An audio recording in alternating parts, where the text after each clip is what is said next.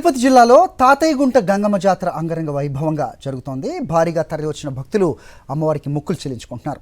చిన్న పెద్ద తేడా లేకుండా భక్తులంతా కూడా వేషధారణలతో అమ్మవారికి పూజలు నిర్వహిస్తున్నారు. గంగమ్మ తల్లికి కుటుంబ సమేతంగా సారి సమర్పించారు మంత్రి పెద్దిరెడ్డి రామచంద్రారెడ్డి దంపతులు.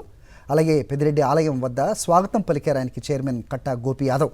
వైఎస్ఆర్సీపీ సీఎం జగన్ను ఆశీర్వదించాలని అమ్మవారిని కోరినట్టు పెద్దిరెడ్డి వెల్లడించారు.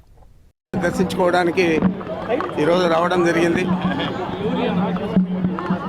అమ్మవారు బాగా దర్శనమిచ్చారు. తప్పకుండా ఈ రాష్ట్రానికి మంచి జరిగే విధంగా అమ్మవారు చర్యలు తీసుకుంటారని చెప్పి వారి ఆశీర్వాదం ఎప్పుడు కూడా వైఎస్ఆర్ కాంగ్రెస్ పార్టీ మీద, జగన్మోహన్ రెడ్డి గారి మీద ఉండాలని చెప్పి కోరడం జరిగింది. దర్శించుకోవడానికి ఈరోజు రావడం జరిగింది. అమ్మవారు బాగా దర్శనమిచ్చారు.